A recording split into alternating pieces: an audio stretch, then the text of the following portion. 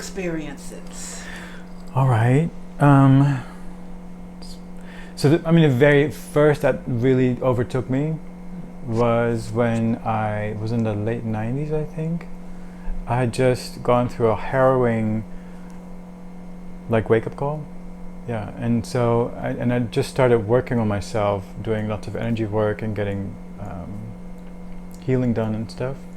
And so the very first one was when I think I told you this one. I was living in Amsterdam at the time, and so I lived on the top floor of my building. And when I looked out, it was like a late summer, like September-ish, and the light was just so beautiful. Like I could see the sun that was setting, that golden light, and it colored all the tops of the buildings, the old architecture, like in hues of purple and orange and just this haziness, and it reminded me of a great time I had in India, like the colors of it. So I was like, oh, it's beautiful, and then I just lay down on my bed and just kind of lay down, looking at the ceiling. And then in my periphery, I don't know how to describe it, but it was like this wave of all-encompassing love just came in, and I wasn't creating it with my mind, like, oh, I'm going to be feeling all love now, but it just came, like I was in the periphery all around, and then suddenly it just like it closed in on me, and I knew two things at that moment right away. I knew that this love was always there, and we were just not always feeling it because of our personal stuff, and three things I knew, and that this was love that was universal for everything and everyone, and that it was also very personal for me. Yeah, and that I was part of it. Yeah. So it was personal and impersonal simultaneously. Yes. Yeah. Yeah. And it was because I'd done, I lived in my head before all this healing. So for me it was very new, because before I was kind of in my head, and so I had sort of imagined and tried to make myself feel it, but this was an experience that just happened. It was just there, and I was tracking it. And then I went into instead of me creating it, I was tracking what was happening. And then I got into an emotional stupor about it, like, oh my God, this is amazing, this is beautiful, and then it subsided. Yes. So this feeling of love coming into the room. Yeah, it didn't have nothing to do with the room. It was just more in my perceptual experience. Yeah. Yes. Do you think it was triggered by the sunset? It could have been.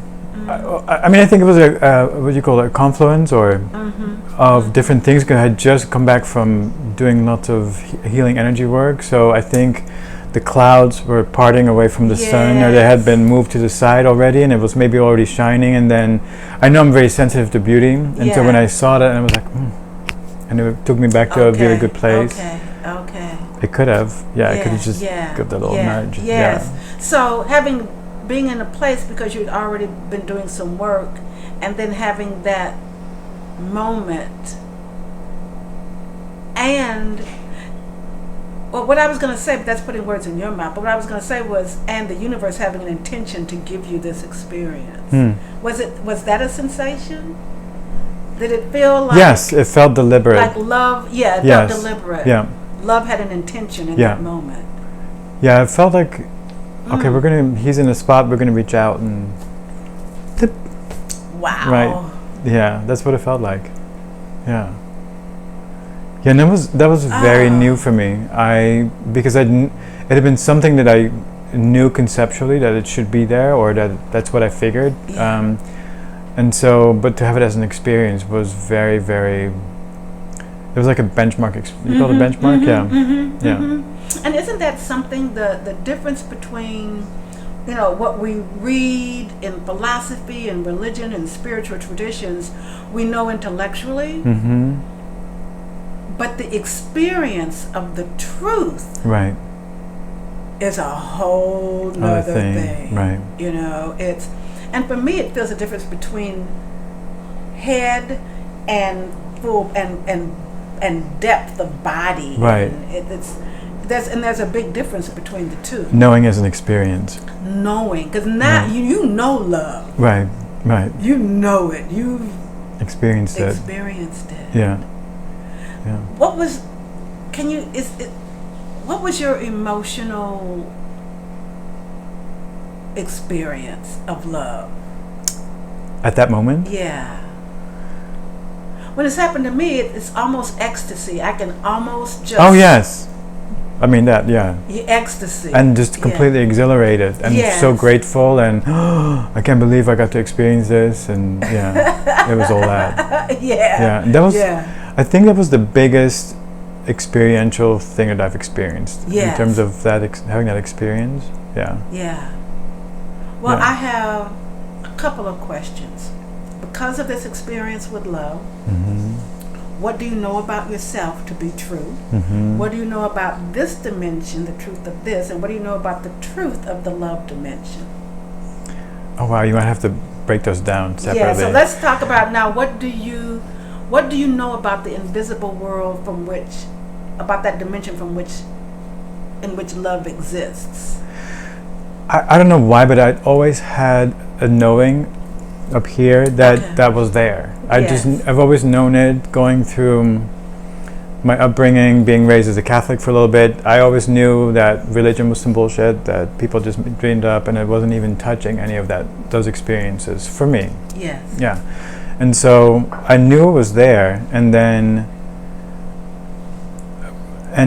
when I was 8 years old, I got hold of a book about out-of-body experiences. Okay. And it sort of it described different realms of existence, and I was like, yeah, this makes total sense. At 8, yeah. Wow. Yeah. How fortunate. Yeah. And then and I had nothing else to bounce it off on, just I knew this to be true. Yeah. And then when it happened, I felt like, see, I am right, this is all true. Yeah. Yes. That's what it was like for me. And so what was your question again? Sorry. So what you know to be true about the invisible realm?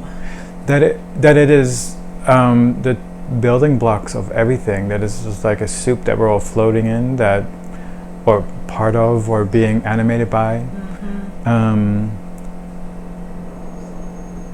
Yeah, that we are spiritual beings having a human experience and not the other way around. Okay. Yeah.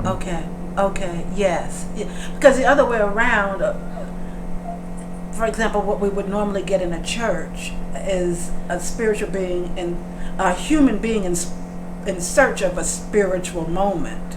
Yeah, and that's not the way it. Yeah, it's the reverse. And that's very disempowering too. Yes, it is. To be told that. Yes. Yeah. Yes. And I think it's deliberate that people are told that stuff. So, love had an intention for you and your relationship with it in that moment. So it's very personal.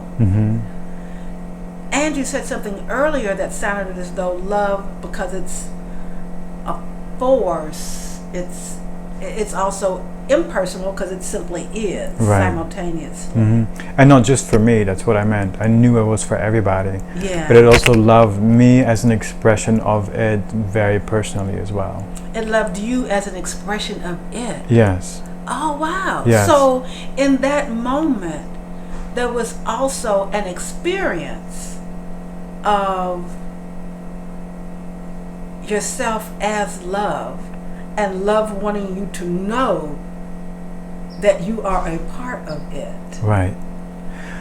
I think some of it I'm putting meaning on it from looking back at it. I'm just trying to feel back into it.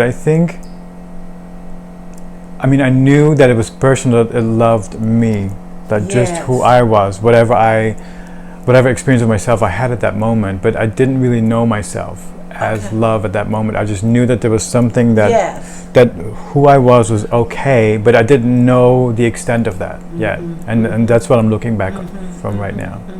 Yeah. It was like, okay, I know that I'm loved for me, for the core of me, and then afterwards, I would go back into my, sort of codependent way of living, having that experience, and then kind of like, oh yeah, I had this experience, but this is real life. Yes.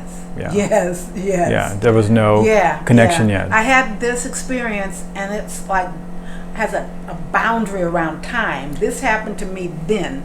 The rest of this is more real than that then.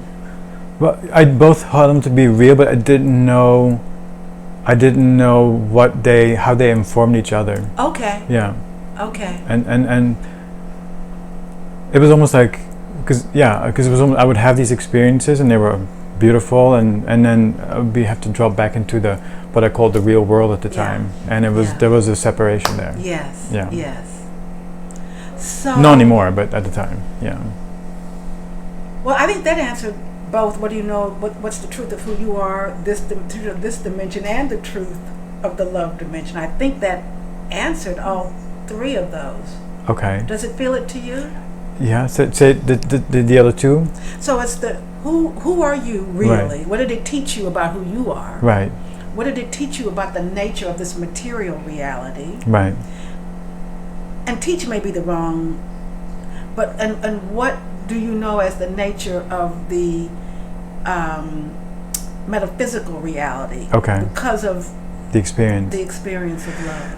See, because what it taught me at that moment, I wasn't quite able to grasp. Mm-hmm. It was more like is it a benchmark experience? Like mm-hmm. you have an experience and then you drop back into your, but then the years after, because having heard that tone or that note, I wanted to feel that music again. Yeah. It gave me a navigational marker. Oh. Yeah. And because, I had already known it, like I said, and then it was an experience. And so then I knew that what I knew was true for me. Yes. And I didn't know that this is true for everybody mm-hmm. at the time. I just knew it was true for me. Yes. And and it took me quite a long time to figure out what it really meant, because at the time I took it like, oh, there is a part of me that is very much love, but then there's all these other parts like human being that are just work. Bad and that need work and that are bad, not worthy, all that stuff. Yeah. And so looking back at it now I realize that it was just me not being able to feel that love and joy all the time because of holding judgment against myself. And this is not to fault myself or blame myself. It is just the life that I've chosen into to have this seeding happening of the curriculum in this lifetime through being with my parents and being in a certain society mm-hmm. that caused me to conclude about myself that there's parts of me that were wrong. Yes. And it was the parts of me. For me, it was my experience of my gender, that my gender was wrong somehow, like mm-hmm. Who I felt I was didn't match what little boys were supposed to act like or look mm-hmm. like. Mm-hmm. And then my whole sensitive nature and feeling lots of stuff and my spiritual, I learned that my personality is grounded in more like the lighter tones or the more etheric parts of our existence. Mm-hmm. That is where having embraced that gave me the capacity to be present in a body on the planet. Yes. Yeah, because my strengths are not in raising a family and having a job as an insurance adjuster, or I don't know, like people that are really happy in those very dense environments. Yeah. It wasn't until I learned to embrace the more etheric or subtler parts of me mm-hmm. that I became more being able to be present with my divinity on the planet. Yeah. Right. And so that whole process from having had that experience and thinking at the time that, there is, there was the terminology of the higher self, thinking that there is a part of me somewhere that is good and lovable, and mm-hmm. but then I'm here, little old me, in this little body. That separation. The separation, yeah. And so throughout the years, the life experiences that I've had that were brought to me, and the work that I did on myself, mm-hmm. Finally allowed me to see that, or to experience that I am a individuated experience of Source, of God, and that higher self is this right now. Yeah. It's not some part of me that I can access by shoving 3 crystals up my ass and oming like 525 megahertz, mm-hmm. and then finally I'm good enough, or I attain that frequency. No, it is right now. You and I here right now. Everything is having the most purposeful, appropriate experience right now. Spiritual being having a human experience right now. Yeah.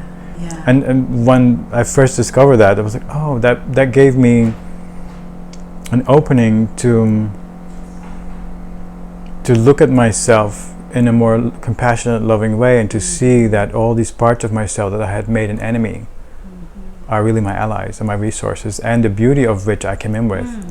And so once I realized that, I was like, fuck, this is amazing. Like, you mean there's more parts of me that I can dance with? Yes. You know? Yes. And so then it became about like feeling into where I was still separating myself from myself. Like which parts of myself I had still orphaned. Yes. And to allow or to be present with them coming up and saying like, hey, I'm still here, you know.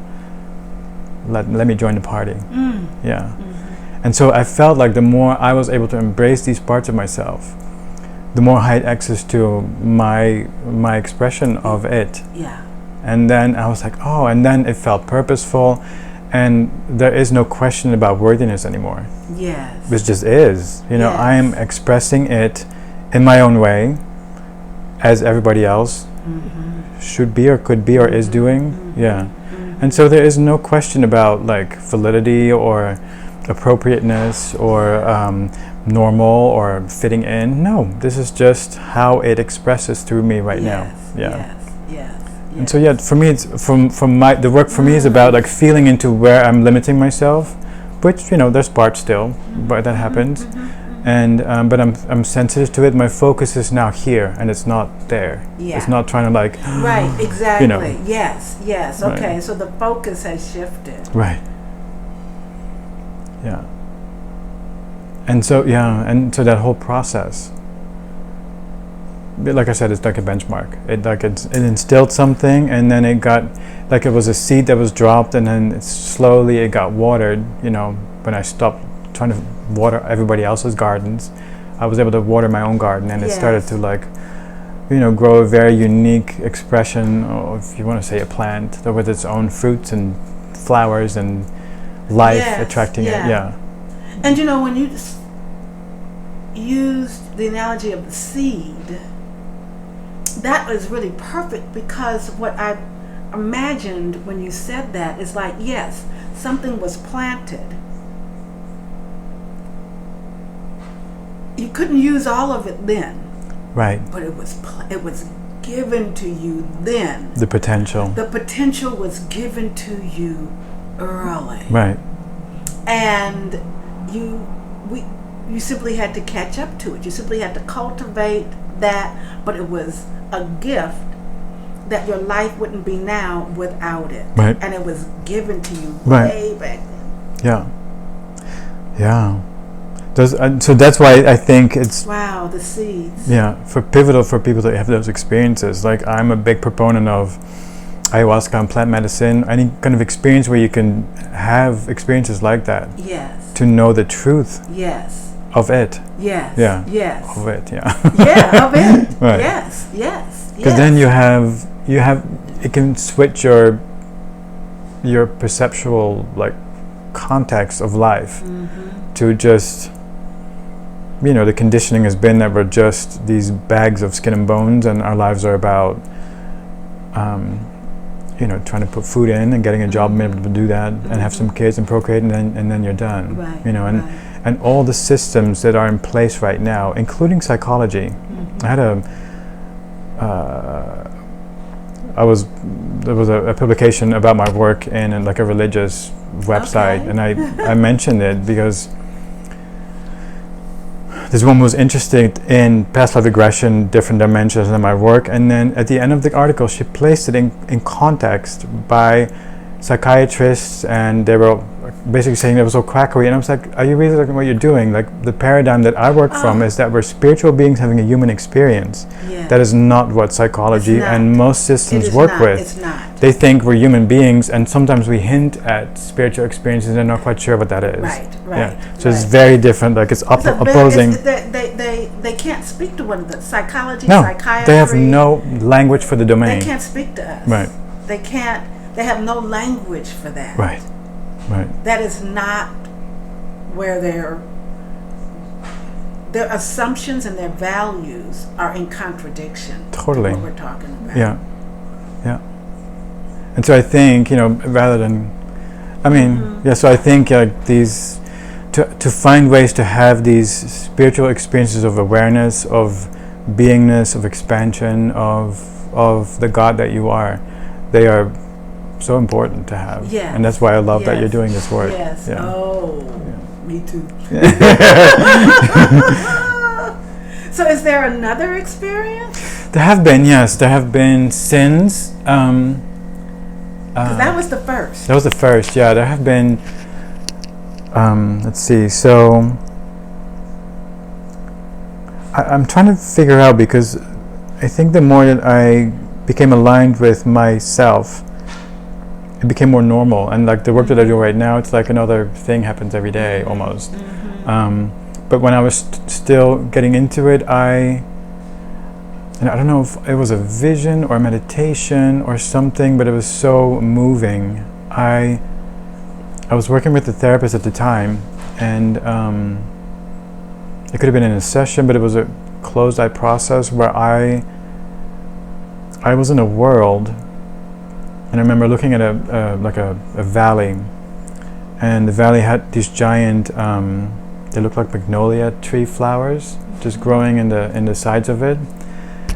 And it's always very moving to me when I talk about it. And I think there was a person there as well, but I can't remember. But the most striking experience, the most striking aspect of it was that the love that was there, and it was almost like all the molecules in the air, all the particles were just kissing and embracing each other, because it was just the experience of love was more real and more pervasive than the perceived separation of having different elements or different shapes in the scene. And I felt to be part of that as well. So that was very beautiful too. So tell me about being a part of it. It just felt Tell like... me about your personal experiences of knowing that this is all love and all the elements in love together, and knowing, and that experience of being an aspect of that. Right. Not just an observer of it, but a part of that reality. Right. I mean, I knew that. Yeah. You knew it. Yeah. I don't know how to describe it. Yeah, but was there a feeling?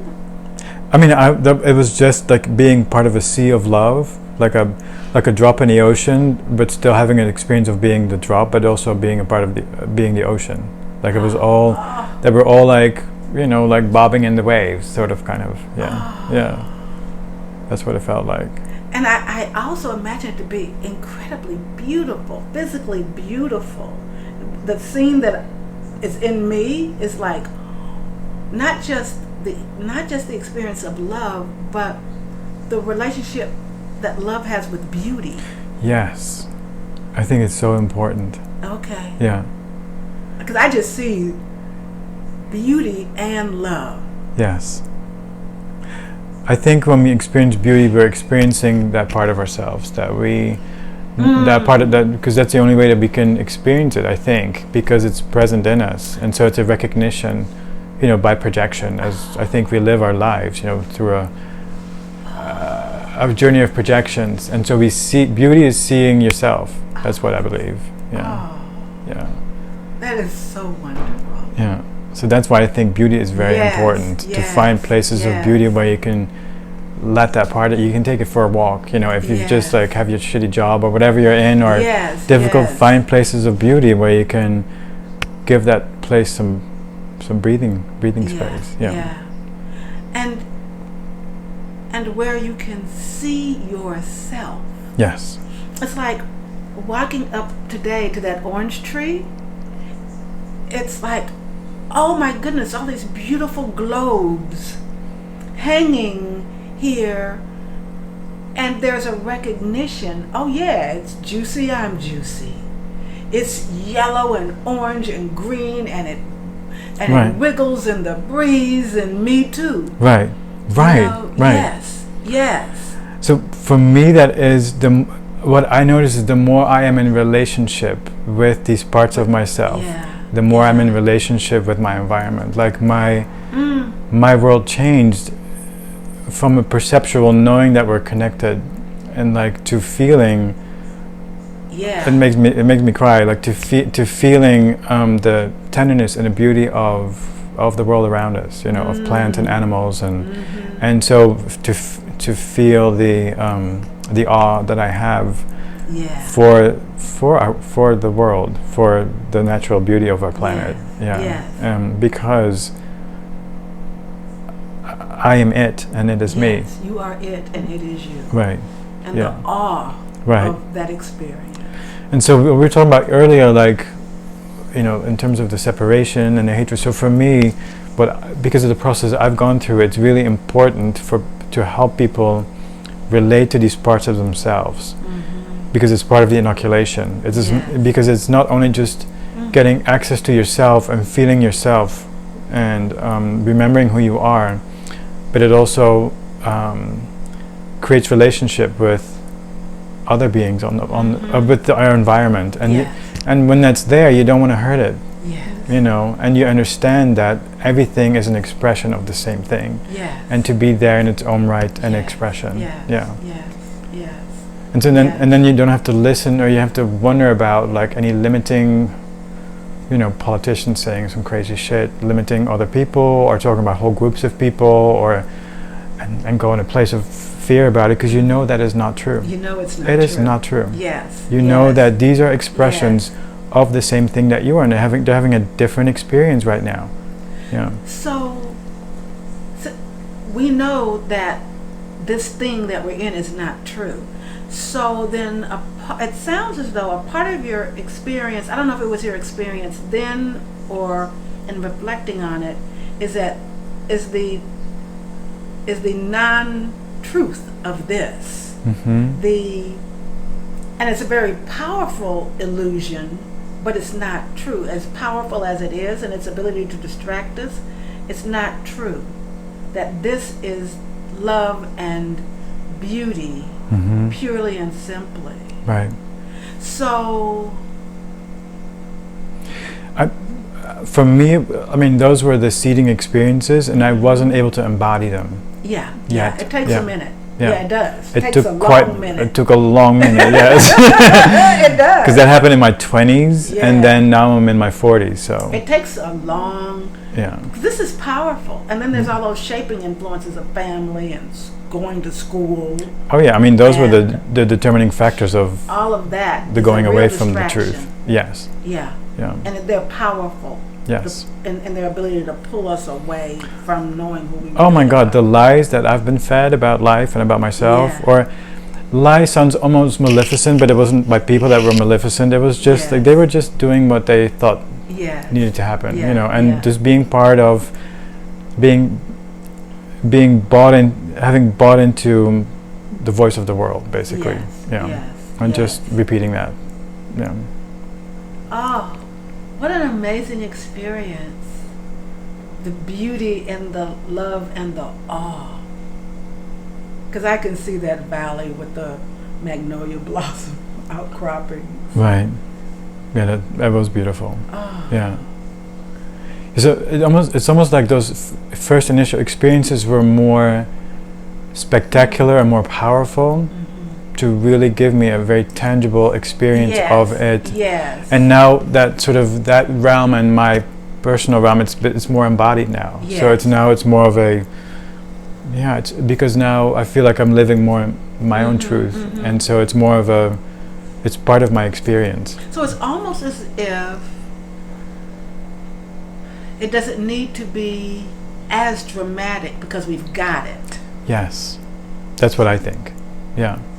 For me, I think the drama is needed, the bells and the whistles, to get you attention, right? And then when it becomes more normal, then what we need to get are smaller things. What we need to understand are reminders. Right. And so it doesn't need to be it's given us that. We've had that experience. Right. We know that. And it's more easily accessible too. Because it's now you have access to it. You've cleared the path. Right. Now we know it. That's what I think. Oh, how beautiful.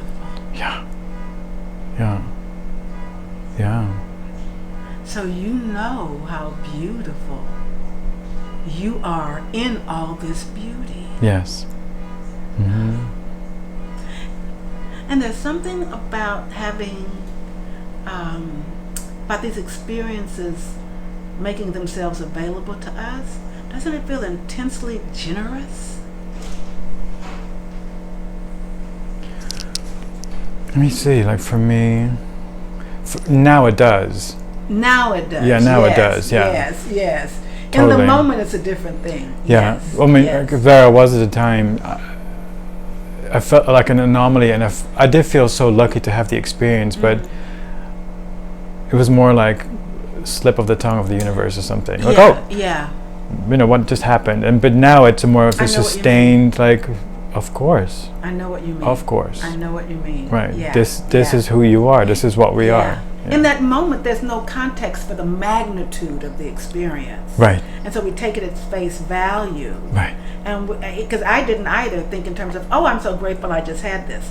It's like I'm still trying to integrate what this is. Right. You know, and then there's my understanding of it down the road. But in that moment, you're just raw in the experience. Right. Yeah. Right. What else? What else? So, I mean, there were so many. Like one time, so these are smaller. These are more like I'm in the shower, and then smaller and less spectacular. Mm-hmm. So there was a period in the early 2000s where I think I cleared away like the biggest debris. Like I remember going through a healing session and just my body taking over and just raging and crying and screaming, and my conscious mind going like, what the fuck are you doing? Mm-hmm. Stop being so fucking ridiculous. You know, my body's like, you know, like having an exorcism or whatever was going on. And so afterwards I felt free and like I was liberated, and I felt like 10,000 pounds had just been lifted off of me. And so that got me into like a couple of years where I had various more everyday spiritual experiences where I would see beings or feel beings in my body, you know, connected to me, or I would hear the names of saints. Like just in my thinking, I would be like walking in the street and then just hear like, I don't know, Karmapa or Buddha or whatever was coming up. And then usually when I was in the shower, stuff would happen. Like I would become aware of a being that was present. Yeah. Stop it, you perv. So, but the ones that I still remember that was very clear is I was showering and I heard the Shroud of Turin. That's what I heard. Okay. And it was not something I was just, you know, giving myself a little bath, and then I heard Shroud of Turin, and then I saw the image of this shroud that they have. And so I don't know if it was the actual shroud or what it was, but I was feeling it, and I think it went into me. So I looked at it, and then I was like, wow, what just happened? And my boyfriend at the time was psychic. So I was like, what just happened?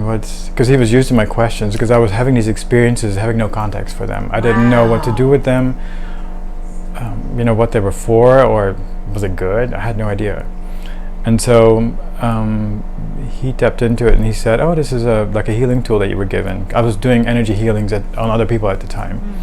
And it said it's the way of Christ consciousness, like it's a container for Christ consciousness to work with it.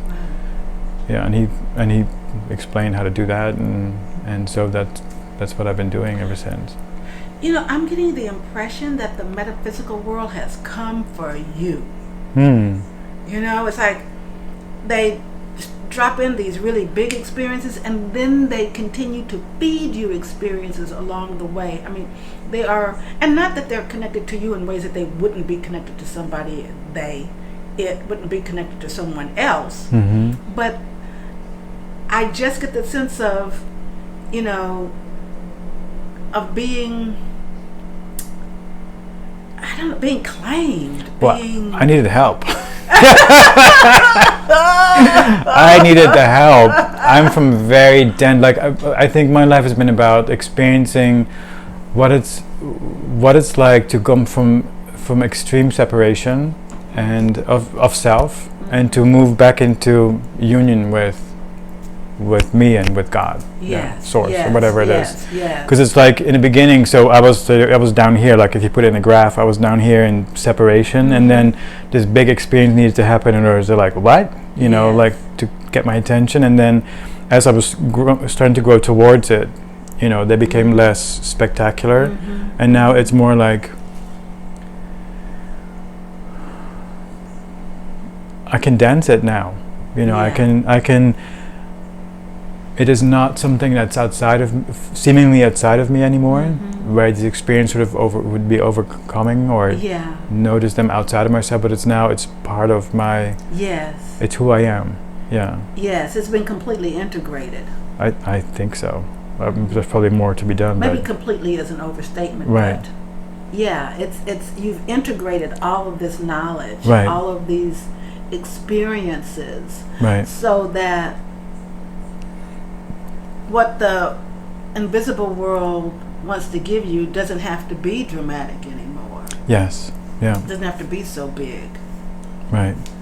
And sometimes I miss them sometimes, because it's like a loved one checking in, like, hey, we're still here, you know. Yeah. And so wow. I'm thinking about recent stuff that it's like smaller. I just revel in being like with nature, and with plants and trees, and like hugging a tree and feeling its energy, and feeling its communication, and being with animals, same thing, and all the parts of our world that embody the stillness and don't have the busy, it's very healing, I think. Well, so far the experiences that you've talked about have had a huge nature component, whether we're talking about Sunset or Magnolia Valley. Right. Huge component is nature in them for you. Right. Or buttercups. It's nature. Oh yeah, the buttercups, Yeah, tell buttercups. Oh, buttercups, buttercups. Oh yeah, buttercups. So for the longest time, my emotional circuitry was shut down, because it was when I was born. I found out later that it was just too harsh of an experience for me to be with the sensitivity that I'm meant to be with in this life.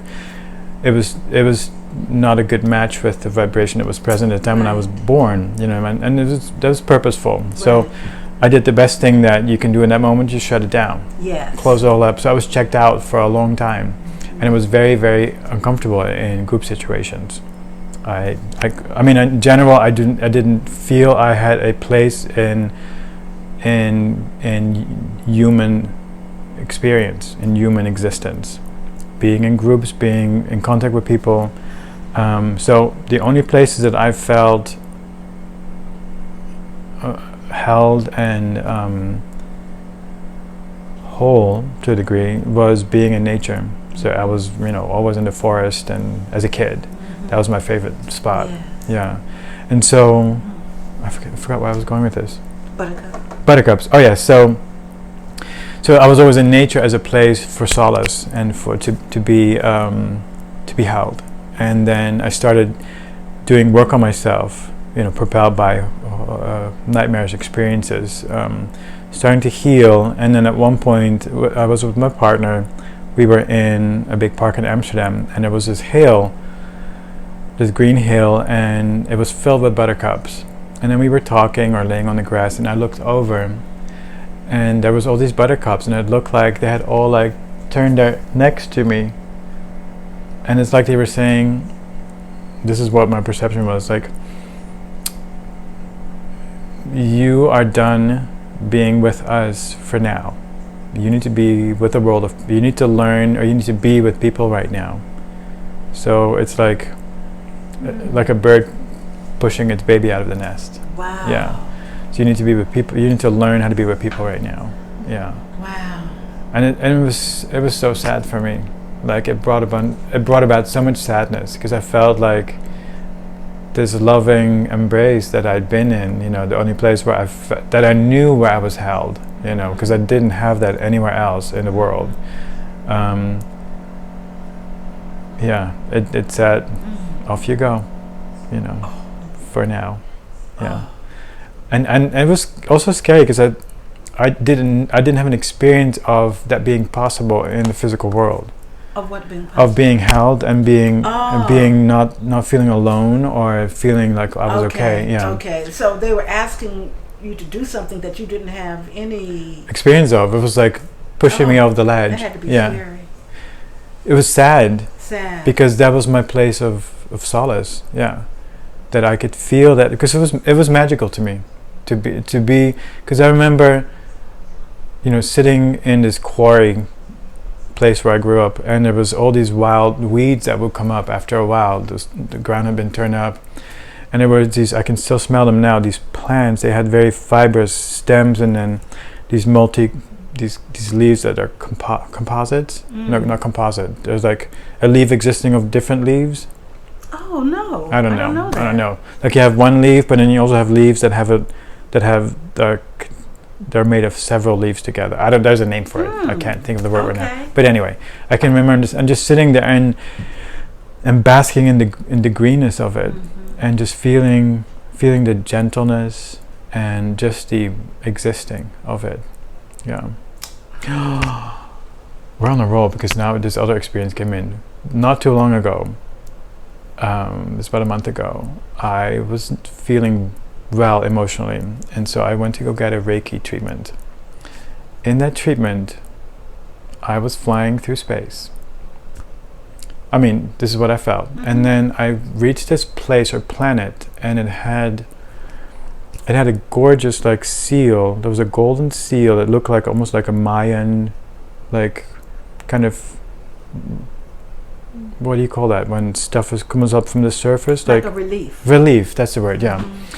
Almost like a seal, and everything was green. And then I remember like being horizontal and then just slowly floating down in this intense greenness, this emerald, dark green, like the plants were all like reaching up. And then I was all alone in that space, and it was large trees and like the bushes, and then these little plants and grasses, and the shades of green were just so intense and beautiful and so loving. And I remember like sinking down in the embrace of it. Yeah. Felt really good. Yeah. So that's loving. Yeah. So that was. It feels like an embrace. Yes. Like and a yielding into the embrace. Right, and melting into it. Becoming part of it. Yeah. And feeling like another level of truth was there. Yes. Yeah. So truth. So what's truth? What is truth? What is truth? Well, what is true? What is true? What do you know to be true? What I know to be true is that we are all God, and that everything around us is the word God, source or creator, whatever that is, we're all individuated expressions of it, that we all hold a note of the symphony, and that what I know to be true, that our lives, I think, well, my life is, I think lots of others as well, it's about clearing the disturbances and the untruths away of what we're not. Yeah, and to sing that note, to be that note, to resonate like a tuning fork, and to broadcast it. Yeah. And so what became very true for me, that the wrongness that I experienced wasn't wrongness at all. Yeah, that for the longest time I thought, to be aligned with my higher self, the spiritual books and the higher self, you need to like climb the ladder and attain it or something, or open it up, or crank up your periscope and tap into it. No, it's right here. It's embracing all these bits of myself that I thought were not good. Right. Yeah. Right. In the face of the voice of the world. Yeah. So that my gender, I keep mentioning gender because it's just a thing that we have language for. but there's so many parts of all of us that we don't have language for. So I use it as an example only. It's not that important, really, that part of me. But it gives me a clear way to illustrate the process. That when I was a little boy, not feeling part of the little boy game, like beating each other up or guns and violence and stuff, that was what I saw around me. I didn't know anything else. Then that was a little boy's experience. That wasn't me. So I played with little girls. And was I okay with that? Well, no. It was the only thing that I could do. But being in a man's body, I knew that society expected me to be more like them. And I made myself wrong for it. Like there was something wrong with me. And so for the longest... It started early then. Yes. And so there was more levels of my experience that I made wrong as a result of the craziness that was going on around me. About eating meat or being uncaring or just being the smallness that we're held in, as the perception of smallness that we get fed into us from all channels when we're here on this planet. That we are just these little existences with needs and fears and and they're not true. And so the gender thing for me made it very clear that where we can get our power back is to know the craziness around, and you helped me with that, to see the craziness for what it is, to touch on it and say that is fucking crazy. To have language for it, because it's almost like it creates structure in your thinking, to have a word for that and to say, oh, that is that, it is not me, to create a separation with that craziness, to go, oh, that's the world around you. So that's one, but also what I ended up doing is to resolve that judgment that I held, the voice of the world that I had allowed to judge me. Through not having been nurtured in certain ways and being in a crazy world, it's nobody's fault. It's just what happened. But finding out that there was nothing wrong with that, and where before I was afraid to be with like straight guys, and their way of, it's not like there's one way of interacting for them. It was like the bro type of like being in locker rooms with straight, with guys and that kind of. I was afraid because I was afraid that they would find out that I was flawed. Flawed meaning not that what they were. Or whenever I was in company, even with friends that were more like straight guys, I would kind of keep myself at bay and withhold, and only add to the conversation when I was asked things, things I wouldn't express. But once I figured out, the untruth of the division between masculine and feminine, and then seeing that in our world the masculine is held higher than feminine for some crazy reason. It's all the same thing. I think it's the first divide that we get to deal with here, the first separation. And knowing that wasn't true, and then saying, well, if there's feminine parts of me, then that's a really good thing. To be feminine is just beautiful. As is being masculine. And so for a while I would sort of look at my own behavior. Oh, this is kind of feminine, this is kind of masculine, and then make myself okay with both of them, until all those labels just and now I'm just an expression of it, however it wants to express. And so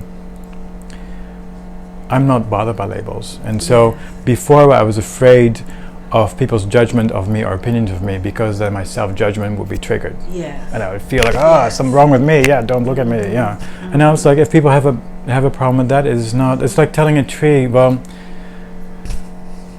tree, that it is wrong to be green. You cannot be green. Stop growing them green leaves. The tree just is, it's pointless. But people get stuck in that pointlessness. And so before I would be hurt by it, it would be triggered. And now that judgment is gone. And so if people were to say something to me, I'd be like, it's not really nothing to do with me. If you think that's wrong or whatever. And so that, I think, having experienced that on that, with the gender thing, but also other more subtle dimensions of myself, it's shown me empowerment and truth. That we are all purposeful in who we are, that we are expressions of it. Yeah. What else do you know to be true?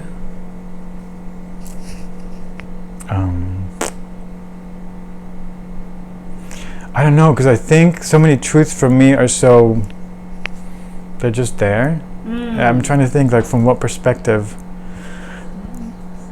to look at it. I mean, what I know to be true is that let me give you an example from myself. Right. And it doesn't have to be anyone else's truth. It's just I understand. my experience. Yeah. Is that for me what's true is that other world, I call the invisible world or the metaphysical world, loves me so much that it performed a miracle on my behalf for me to understand who I am. Oh. That I'm that important to all of this, that there was an intervention on my behalf. Oh. That's one of the truths that I know, is that we are that important. I love that. We are critically important to love. See, that's we are critically important in this. Right. I must know, the truth that I know is that it is so important for us to know who we are, that there are interventions that dropped in, and we call them magic. We call them mystical experiences. And I also know that magic is an aspect of truth. Magic is real, magic is true, and things happen that have nothing to do with physics. Exactly. Yeah. That have nothing to do with any of the laws of science, that there's something else that happens that so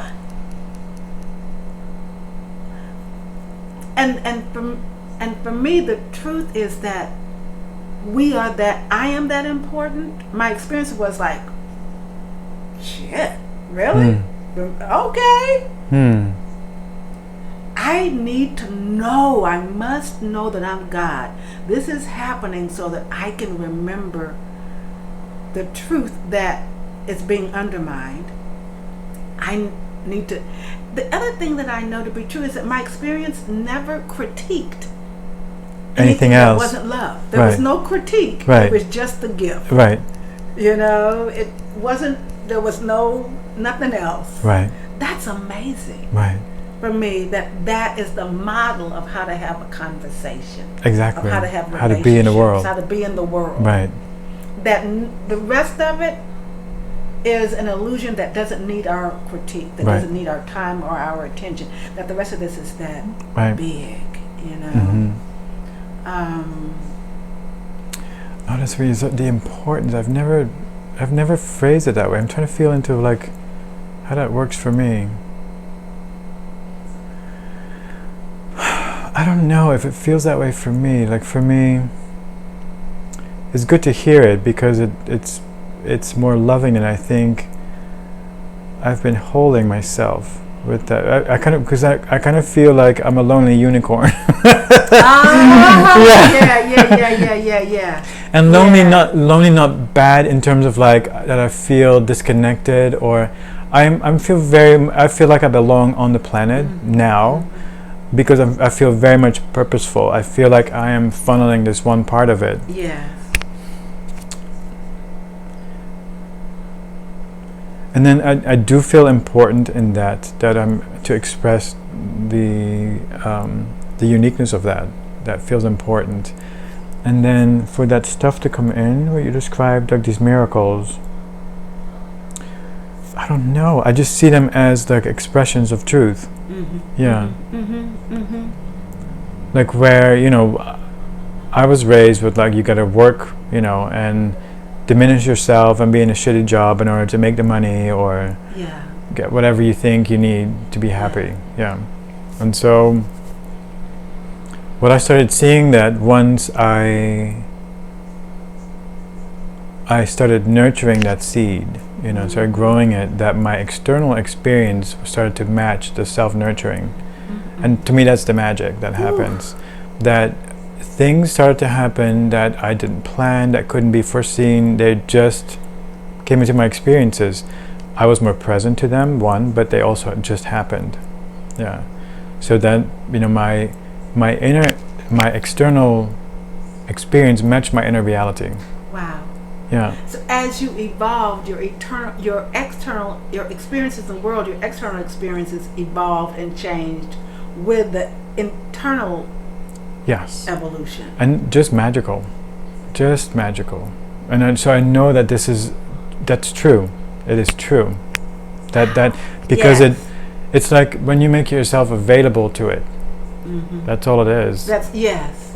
And and so it starts to work through you and your experience. Probably if there's guides and angels, I can imagine they're like, all right, he's in place, people. Let's throw all this stuff at him now. He's accepted mission. Yeah. And it's the stuff that I couldn't have dreamed up. Like where I am now today in my life, if you would have told me this when I was 12 years old, oh, you're going to be living in Los Angeles, you're going to have a thriving practice, doing past life regression, you're going to have this experience of yourself, I'd be like, fuck me, really? I wouldn't have any concept of it. The best I could think of when I was little was to be an artist. That was the vaguest thing or the best thing. Okay. Yeah. So. Wow. So I know I know that the magic that you spoke of, that is another truth for me. That and this is why I work with my clients that way, to explore their authenticity, their own light, to embrace it, because we all have had experiences that were a reflection of the untruth of how we held ourselves. Mm-hmm. Yes. All those dysfunctional relationships that I was in, that you were witness to. That's an expression. Yes. Not because the people get this wrong all the time. Wrong. They think it means that it's an expression of their badness, of their unworthiness. No. Yeah. This is an expression of the separation, or the not being caring to those parts of yourself that you've been conditioned to shut off, to orphan. Yes, to orphan. And that's what these experiences are being coming into your existence with, because that's what you vibrate at. Mm-hmm. You're vibrating in separation and not being good enough, so that's what you're going to see. Ooh. Yeah. That's the truth. That's the truth. Yeah. That's right. So when you pivot that focus back to yourself and you start watering that seed, and it starts to grow, then the birds start coming, and the bees, and all the trees are like, aren't you looking fine today? Yes. And then you say, yes, I am feeling myself, and you are beautiful, and then let's have a little, party together. Let's dance it out. Yes. So that's what I see. Oh. Yeah. That's. And and I can still see a field of buttercups swiveling their necks to turn to you and say, "You're ready. Go on out there." Right. Yeah. And isn't that something? I mean, your relationship to nature is powerful. Mm. You guys really are doing a dance here. Mm. You guys.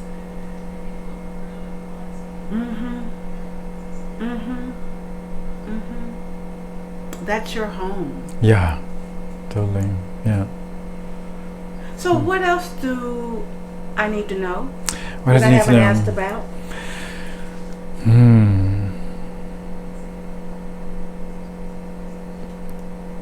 Because a part of what I love about this is I have my own experiences, right, and I get to learn from other people's experiences, which are similar and different. Right. And so the similar reinforces, okay, that's true. Mm-hmm. Mm-hmm.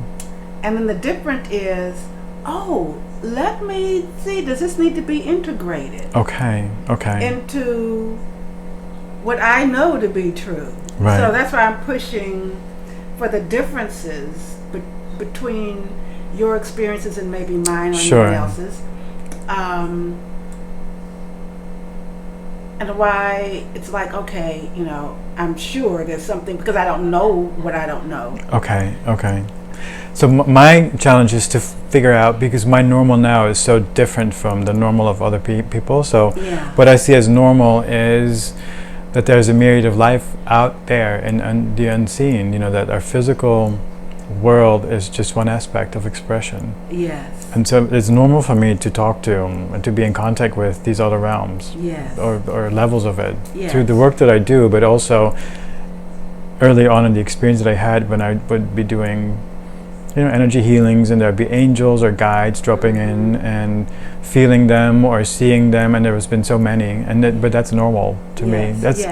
And it's the people that I work with, they come in and they say, I've had this crazy experience. So their experiences of these different realms are framed in craziness or not normal. And so from my normal now is that it's only normal that if you are a spiritual being having a human experience, that you are not just a physical, that you are this is just the anchor that you're focused in right now, but that doesn't shut off the other who you are as a spiritual being. Right. And so what was I going to say, so that it's normal for me to be in contact with that, or to listen for it, or to have an experience of it. And this is through my work where I get to converse with it, through my clients, or when I'm doing healings or whatever, to feel them and to see them.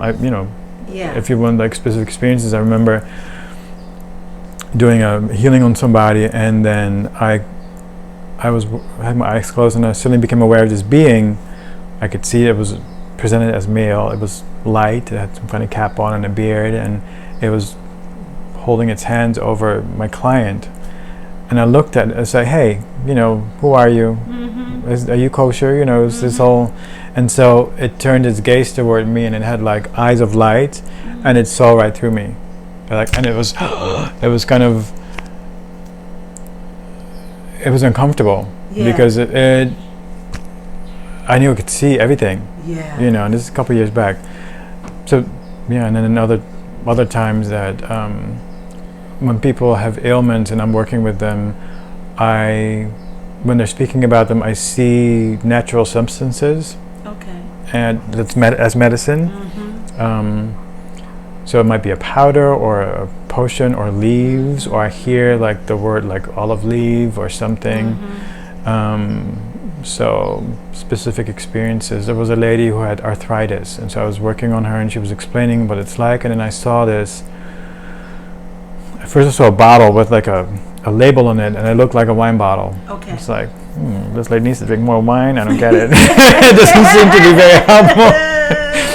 What does that mean? Like I see this bottle with this label, and it's a dark juice or some dark liquid in there. And so then I heard black currant. Wow, that is so random. And so I asked it, whatever I was talking, what does it do, black currant? And then I heard or knew or felt that the acid or the whatever was in the juice of a black currant, I could see little crystals in the lady's bones and causing inflammation, and it would like melt them away. I was like, wow, this is some shit, so I tell the lady, this is what you should do. You should drink black currant juice. This is what I see happening. And I'm not surprised, because what you're telling me so makes sense, because nature spirits have always been with you. That I would imagine all kinds of plants would show up and say, tell your client that I'm the ally. I can so see that. Right. And then I looked it up later. Yeah. I went online, Google. That's what it does. Really? Verbatim. Dissolves the crystals of, like acid in the body. Yeah. Causing inflammation, causing arthritis. Yeah. That's stuff fabulous. Like that. Yeah. That's fabulous. Yeah. But that's like, me and Alma, we talk about this shit all the time. Like we're on these chairs, and this is like normal. Wow. We're sitting in this kitchen. Black currant. What? Isn't that wonderful when they speak to you and you look it up and it's like, whoa. Right. Yeah. Because I can imagine, and I'm making the story up, that's where shamanism began. A plant speaking to someone. Right. And they go, oh, okay, because their culture accepts that phenomena. Right. And now you have somebody that has that relationship with, and it's cultivated. Right. Cultivated relationship. Cultivated relationship. Yeah. Because you're still out in nature a lot. So you and nature still have. Yeah. Because you're always in the woods. In the woods, in the mountains, yeah. In the mountains. Yeah. Yeah, you have a lot of experiences. And that's not even the end of it. Yeah. I don't know. What else? I'm trying to see, but like, because they're kind of normal to me now, so they're not like. So part of what you know is that medicine on this planet, plant medicine, has a relationship with you. That's one of the things you know. Right. And that and one of the truths is that plant medicine is trying to communicate to us all the time. Yes. It is here for us. It is here. It is. That I feel is generosity. Like that all these beings have made themselves available to be in relationship with them and to dance together, and they're here to communicate. I don't want to say serve us or help us, because it doesn't sound equal to me. Because it sounds like they were just here to harvest. Right. And that's not what it is. In relationship. Yes. Yeah. And being in relationship with is, I want to say, honoring or aligning with the truth of who we are. That I am it, you are it, the plant is it, the animal is it, the brick wall is it, the chair is it. Yeah. I can't say that I talk to my chairs and friendship like.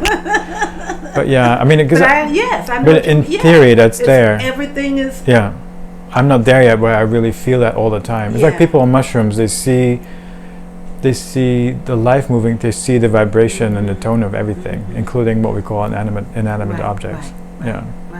But yeah, for me, where I feel that, where I experience that connection is with plants and nature. Yeah, it's like a reminder.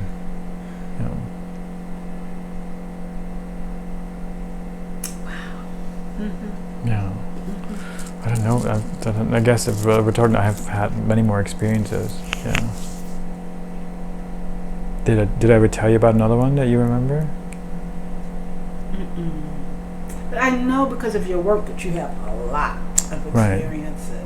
Right. Anything else that seems to be wanting to come forward? Oh yes, and this is earlier on, so it was a bigger experience. So, yeah, the therapist I was working with, we had, several years of relationship in a therapeutic setting. This amazing woman in the Netherlands, and we had finished our work together, and then not long afterwards, she had told me that she had breast cancer, and that it had spread. We might have still been working together, I'm not sure. And so, and that she was dealing with that, and then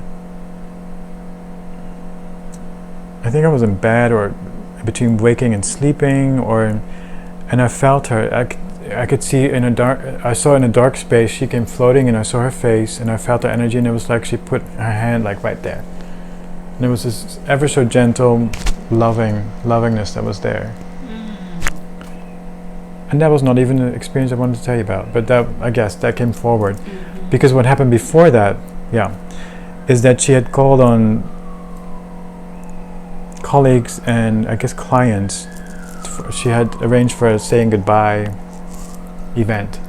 So we went to the place where we usually saw her, and she was physically incapacitated. She was on the floor, and we would stand in a circle and chant, for her.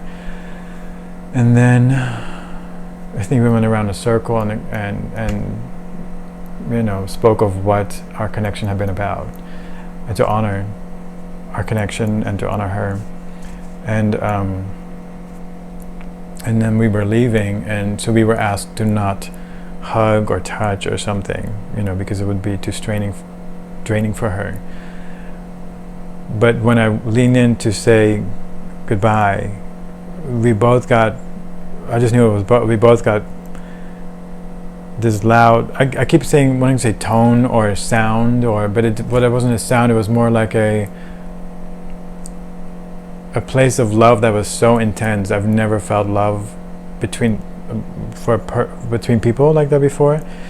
It was bigger than our hearts. It was bigger than everything. I looked in her eyes, she looked in mine, and I said, goodbye, sweetheart, or sweetie, or whatever it was that I said. And she said the same thing, and then she broke down crying, and I got very emotional. And it was just, it felt like a love that wasn't contained within the body, but it was just something that, I don't know, love is like not because it had all these cheesy connotations, and people would think like, oh, it's just like a little flutter of the heart, but it was just like being caught in this, almost like the Niagara waterfall that you spoke about. I've been to that place where you're behind the water, and there's this hallway that leads up to where you see that wall of water going down, and the power of it is just like, it's so big. You dwarf in its presence, and that's what it felt like. So that was very, that was a transcending kind of love. And it felt like that was because it was such a raw setting that there was we were stripped of pleasantries and being polite or composedness or containment. And it was just, this is it, you are leaving your body. We're saying goodbye in a real way. So that was a very big one too. Wow. Yeah. That's huge. Yeah.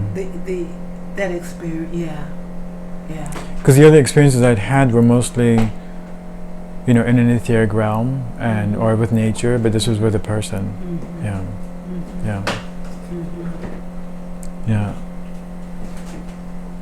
So that was one of the bigger ones too. I still think about that sometimes. It's very transcending.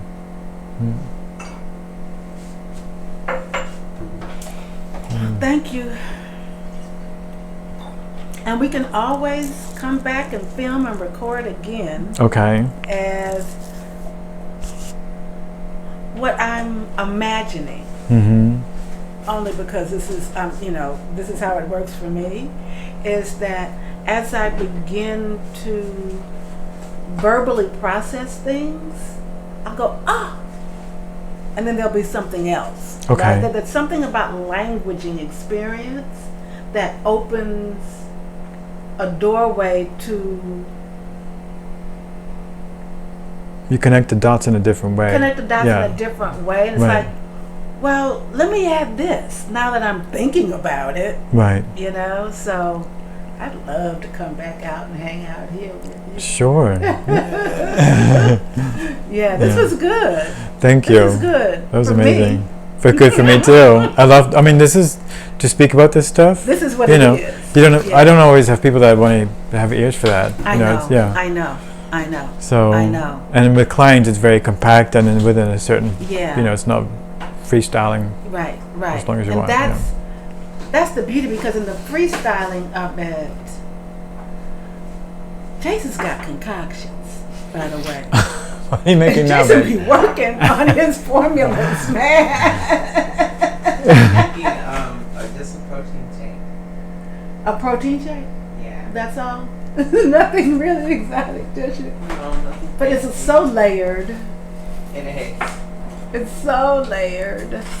But because this is what it really is. This is the conversation, I think, that is the most important, nurturing, cultivate, because it cultivates an awareness of who we are in such a very different way that it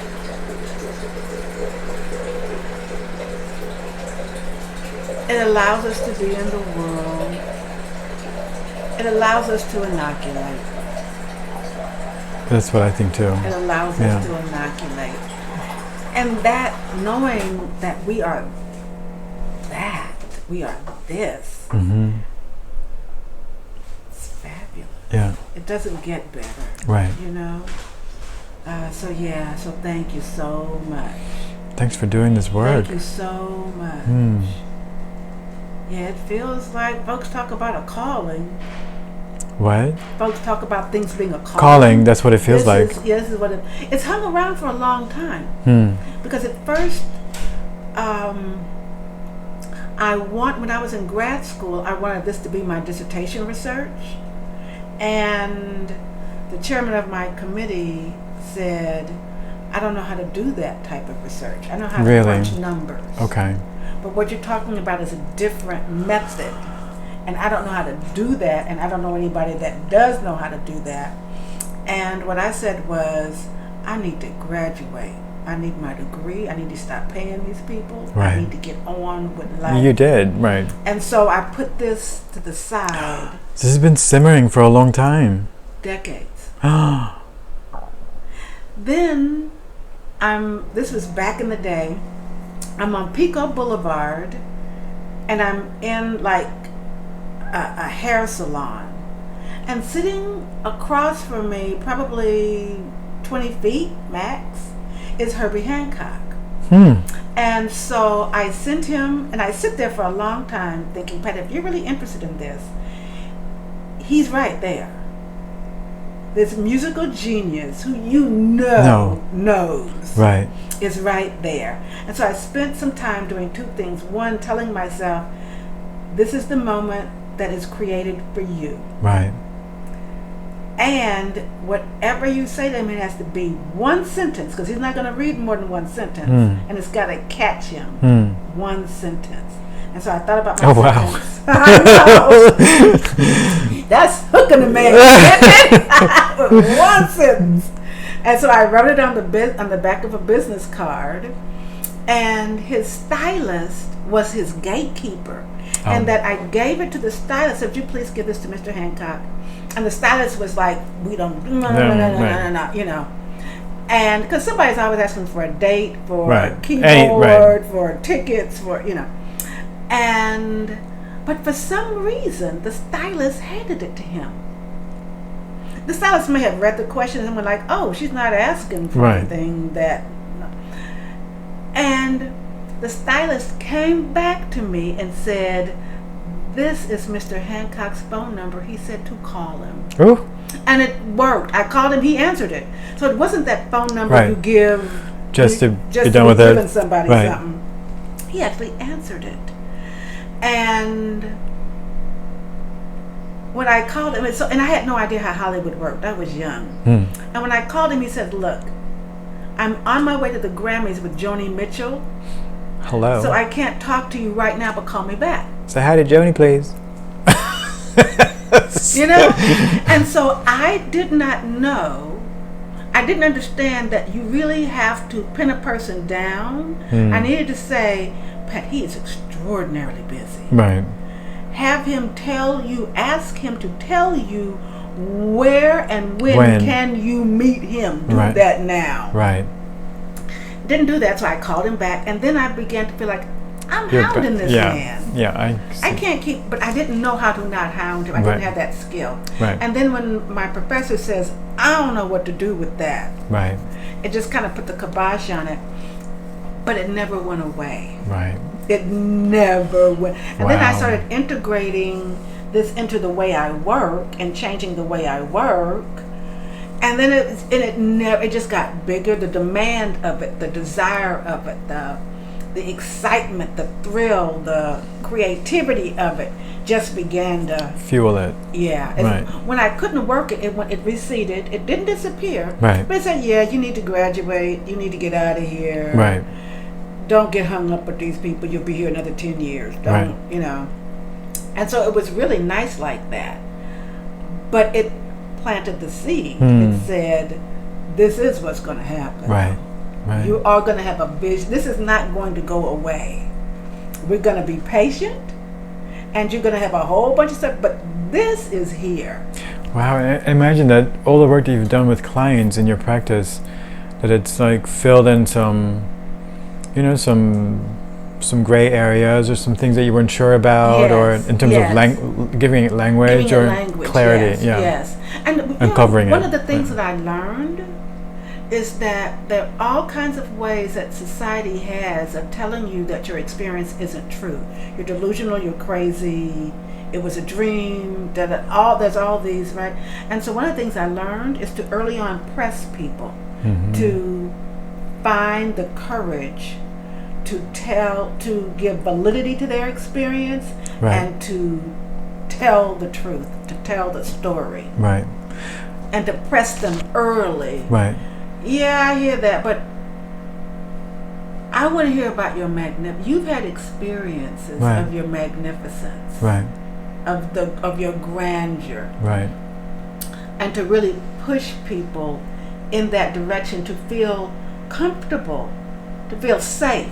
Right. To feel safe in telling the truth. Right. Of who they are. I love that, and it just brought me to another truth that what I know is that what we perceive as our downfall or our wrongness, or like for me, going back to gender, but it could be sex, or it could be race, or it could be body shape, or economics. Yes. It's like all these things. They I think they are our vehicle of empowerment, because I think when we walk that path from feeling worthless because we buy into the view of society towards us, whether we're gay or transgender or black or anything that doesn't fit the mold that society anything thinks that's not is a rich white man. Yes, yeah. It's going to tell you that you are worthless and lacking in value. Right. And yes. So when you walk that path of embracing all these parts that you deemed your enemies or the not good enoughness, and to know that it is purposeful, that you came in. Like for me, come in this way to not be part of society. It also, because I always perceive myself as standing outside of it. But it gave me the distance. I was in the margins. So that's the gift of being marginalized. Yes. To being able to, if you can, to be able to look into that mainstream and go, something's wrong there. Right. This is, and so to embrace all these parts and to learn how to celebrate them and to how to see it as, you said something earlier, it's like, and how to see your difference as that which will propel you, and this is like propel you into the truth of who you are. Yes, that's a beautiful way. Your vehicle for empowerment. Yes, because that's where the friction happens. That's where you have, that's where you do not belong, and you're being faced with it. If you happen to be the part that is being supported by society and that society is organized for, doors are opening, jobs and whatever, economics. You're not necessarily faced with these parts of yourself. So for me to be different of that. And so when I think another truth is when we learn to embrace these parts, because we all have them, I think. They might not be so clear or where we have the language for, but they're not smaller, but subtler part of ourselves. Right. If you don't deal with the bigger ones in life. Yes. When we learn to embrace them, once we've done this, then we are the medicine for it. Yes. We become the medicine. That I know to be true. Because then we can be with others and just by being and expressing and being who we are, and not preaching or telling other people what to do, but to just being in your own, dancing with your own beauty.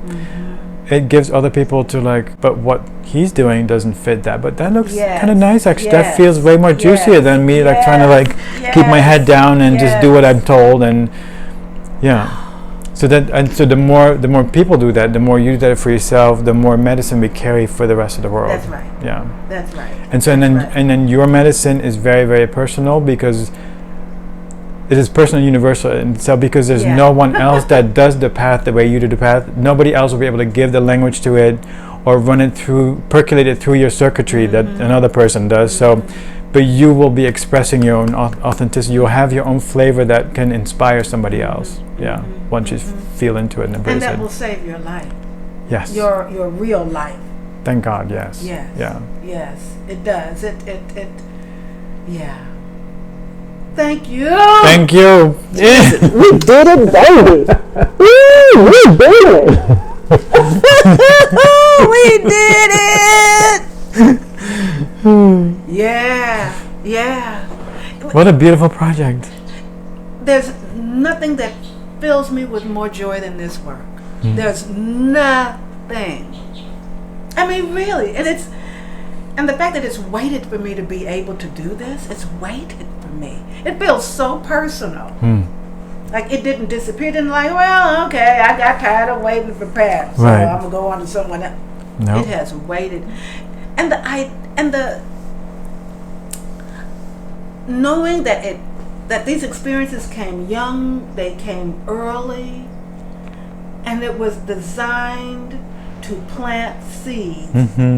Knowing that just give it time, they'll be watering for it, and it'll be on time, it'll be perfect, and here I am with this, and there's nothing more nourishing than these conversations for me. Nothing. So you're right on purpose. I'm right on purpose. Right.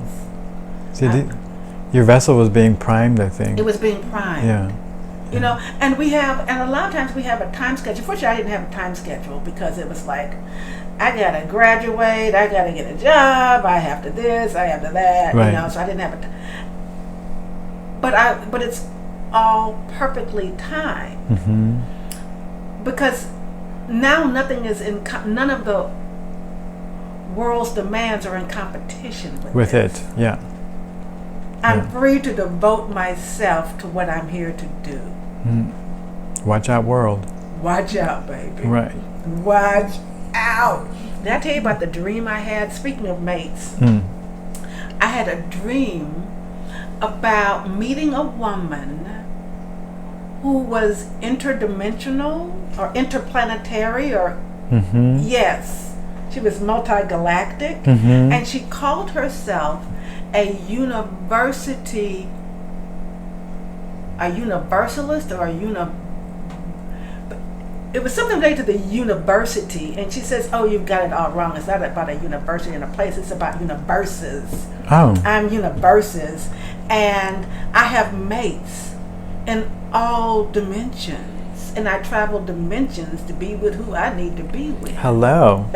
It's like one dimension. There's not enough dick for me in one dimension. Not enough dick in one dimension. And I created an art piece just for her.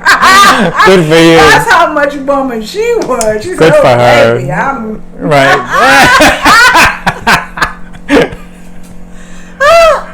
So in terms of my being open to a mate, I'm going to have to develop an altar to my universal woman.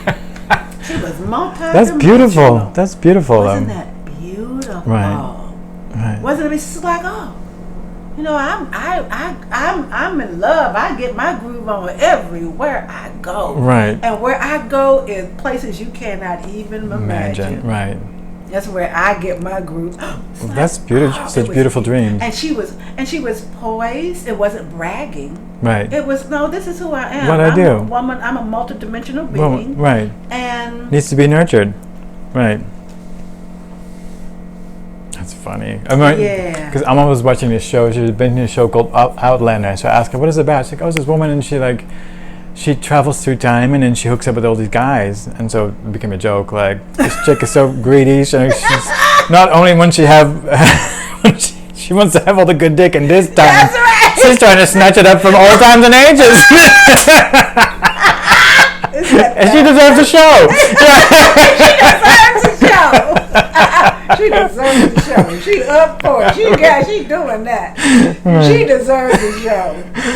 Oh, how wonderful. But that's a crazy beautiful dream. It was a beautiful dream. And so I made a mask to her, and I put little moons all over her forehead to represent her travels. You know, and it's like, oh my God, it was like, you know, so that was when I was doing the mask project. It was like, how do I represent the medicine of this with her, you know, intergalactic wholeness. I mean, it was fabulous. Wow. And she was so one of the things about it, she was very clear. It's like, oh no, you've got the idea of university wrong, you know. And she was like, I'm a university professor, and it was like, oh, but that was so small. Right. She's like, no. I'm a woman of the universe. The whole universe, not your little institution. That is hardly a university. Right. I run a university. Do you think she was you? I think she was. I think she was planting the seed of how I am to understand myself. That I am not a local entity. Right. I am not local. Right. You know, and it's all about getting your party on at the same time. Right. And being open to the fact that the party is had in all of these. Pat, you are a brazen heifer. Yes, I am. This girl and that one. Ain't it grand? Ain't it grand? I remember that name. Like, a friend of mine was being called that way for, feeling herself. Yes, brazen heifer. Yeah. and the brazen, like, it's like, that's a badge of honor. You ain't even trying to hide right. it. You just brazen about it. You just all out in the open with it. That's a badge of honor. It's a badge of honor right. to be brazen. Right. You know, I just love that. Brazen. What a word, huh? Brazen. Ooh, to be brazen. Be a brazen heifer? Right. Oh, how wonderful. How aspirational. Right. Right. Right. Oh. I remember like watching the Oprah show one time. She had Dolly Parton on. And so Dolly Parton was telling Oprah about how she grew up in the Appalachian Mountains. What do you call them? Yeah. Yeah. Or whatever, Smoky Mountains, whatever. And she said, they were talking about authenticity, or they might not have used the word, but the subject was about it. And Dolly said to Oprah, like, I was walking with my mom in the little town, and then her mom said, Dolly, look, that woman over there, woman was wearing a tight red dress. And her mom said, what did she say? That woman is trash. And Dolly said, she noted, this is what I want to be when I grow up. I want to be trash. I want to be trash. Fabulous. I remember that stood out. Fabulous. Right. Yeah. Oh, I love that. So, okay, that's my goal. Because I love it so much, because she was in tune with her own voice, her own experience. Yes. Yeah. In that I remember moment. being a kid growing up. There was a woman, her name was Janice, and Janice wore hosiery that had the seam up the back of the leg. She was impeccably dressed, and back in those days, I never knew anything about a professional manicure. Okay. Everybody did their own nails. Right. She had clearly a professional manicure. Her hair was professionally done, makeup. She was a gorgeous, gorgeous woman. And the world stopped when she would, and she had a beautiful car.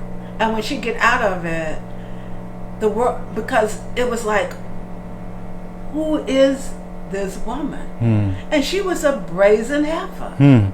She was like, and she was a woman who, way back then, I heard her and my mother having a conversation once, and I heard my mother say, and I was like, oh, really? Is that my mama? I heard my mother say, I don't see the problem with prostitution.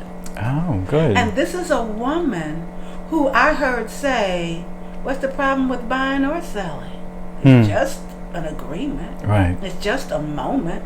What? And I thought, oh, that's real grown. That's a very big woman moment. And to hear my mother kind of co-sign that, it's like, that's powerful. This is a woman that is in complete control of her value system. Right. Right. And and wasn't trying to hide. Right. and I remember thinking, and when she walked, she swiveled intentionally. Mm-hmm. You know, it didn't matter. She was just going from the front door to the curb. Right. She was swiveling intentionally. The sign was out. You know what I'm saying? Right. Open for a business. Right. And I remember thinking, oh, I want to be her. Right. I want my body to work the way her body works. Mm-hmm. And I want that brazen heifer red lipstick that matches the manicure. Right. And because she was so full of herself. Right. With no need to hide any of that, just because the women in the neighborhood were like looking at her crazy. Right. You know, she was full of her sexuality, of all that, and of her sexual power. Right. But she said, no. We can buy and we can sell. Right. I thought, go ahead, brazen heifer. That's such a beautiful moment. Isn't it wonderful?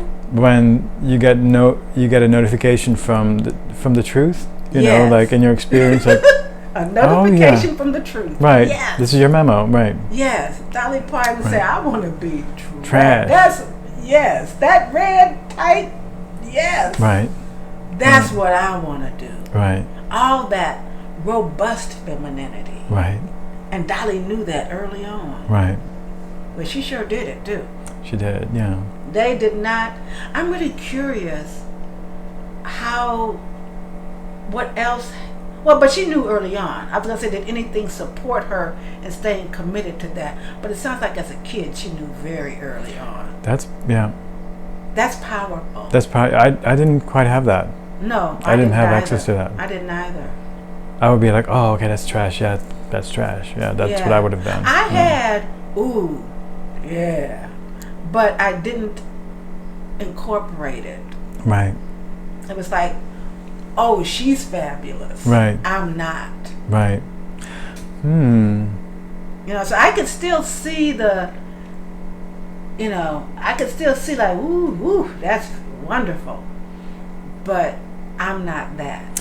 I would like to be that. Right. I admire that. I could imitate it even. Right. But be it. Right. No. That took a long time. Wow. Yeah, I think I would say, okay, that's what we judge. Okay, let's judge it. Yes. That's the plague that we talked about. Trash is like, oh no, I don't want to be trash. Right. But then for me, like, it twinkled its little head out sideways anyway, because when we would buy clothes, my mom would take us to like these dumpster places or these factory outlets and stuff. Just drab, very muted, like for little boys. One time I got hold of this like Tide Gold glitter pants. Oh. Mom!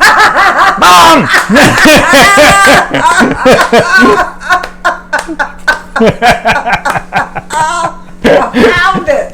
This is me. I found it. I wasn't allowed to have it, but it would make itself known. Yes. It makes itself known. Right. Yeah. Isn't that wonderful? Right. It makes itself known. Right. Yeah. Okay, baby. Let's close it. Hi. Is it still running? I don't even know. It probably is. I think. You gotta go. Jason put it on. You have a notification. Oh no! I canceled that. Oh. Okay, we're done. Oh wow! For more information, go to my website jeroenqhht.com or my Instagram page Jeroen is Love.